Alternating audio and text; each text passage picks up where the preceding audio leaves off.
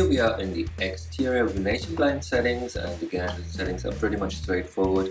You have base settings, you have detailed settings, and you can switch the UVs on and off, and you have an offset transform tab.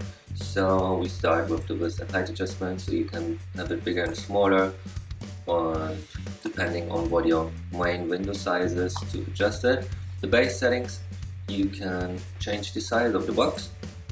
You can also change the blade width, so they get a little bit smaller or bigger. You can of course open and close the Venetian blinds, and you can change the rotation of the blades. In the details tab, you can adjust the amount of push string, so they are limited to 5 at the moment, which should be sufficient. You have a blade thickness.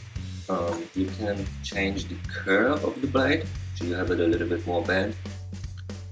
And here you have the blade orientation randomness, which adds a little bit more realistic looking to your Venetian blind. So if you put that to the right side, you see here they get more horizontal, and that gives a nice realistic looking to your blind. So maybe that's a little bit too much, but a little bit would be just fine. The step ladder, these pull strings, so you can have them. You have the subdivision, so they get nice and round.